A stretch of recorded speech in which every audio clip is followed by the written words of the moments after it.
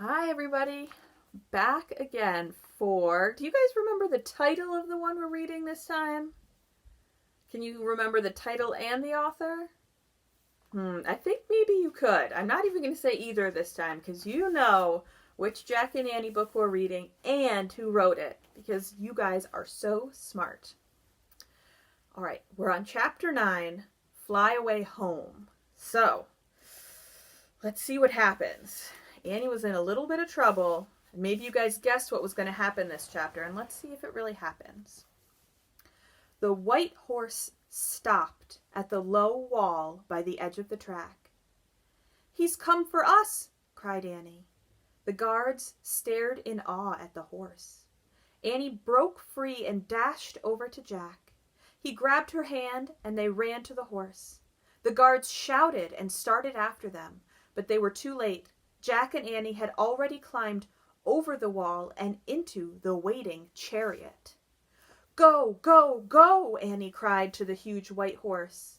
The horse reared and pawed the air. The crowd stepped back from the wall, and the guards froze. All right, there's a picture with Jack and Annie in the chariot and the white horse pulling it.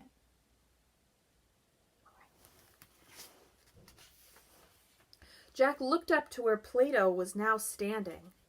Plato smiled and waved at him. Then the white horse leaped forward, pulling the chariot behind him.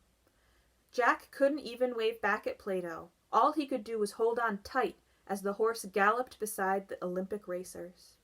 Jack bounced up and down. Dust and sand got in his eyes. He squeezed them shut and crouched down in the chariot. He didn't know where they were going, but it didn't matter. The white horse was in charge. Jack heard the thundering noise of the racing horses and chariots. He heard the screaming crowd. He felt sand blowing in his face and the hard bumping and rattling of the chariot. Suddenly he was thrown backward and he heard a swoosh of wind. Then silence. "Oh, wow," cried Annie. Jack opened his eyes. All he saw was blue sky. He pushed his glasses into place and looked around. "Help!" he cried.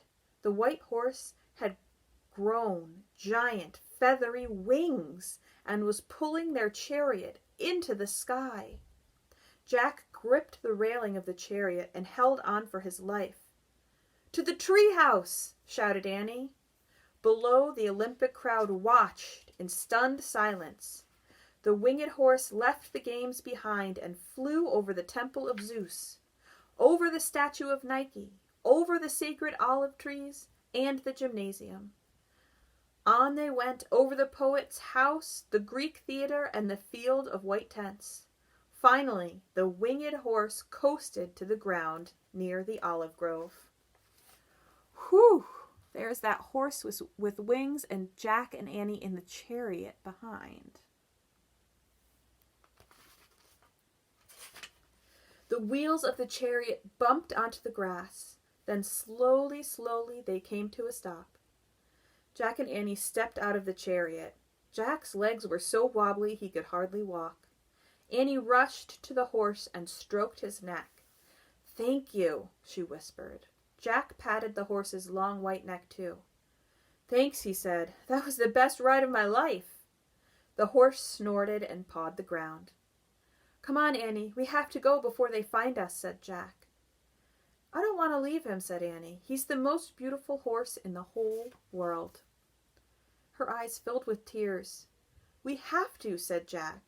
The horse put his head down and touched Annie's forehead with his soft nose. Then he gave her a gentle push toward the treehouse. Annie sniffled but started walking. Jack took her hand as they walked through the olive grove to the rope ladder of the treehouse.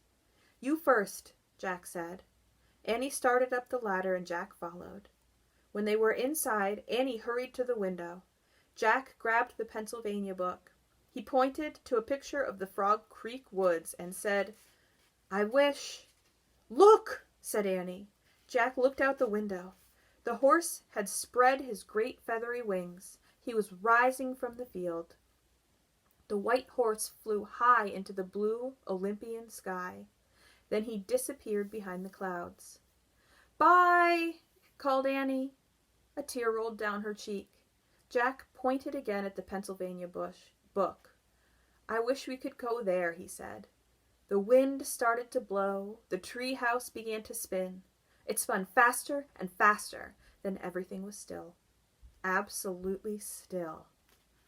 Whew, was that what you thought was going to happen in that chapter? I was surprised. All right, the next chapter is chapter 10. They're all here. Let's see what that means. Maybe take a couple guesses before we read it tomorrow. Have a great day, everybody.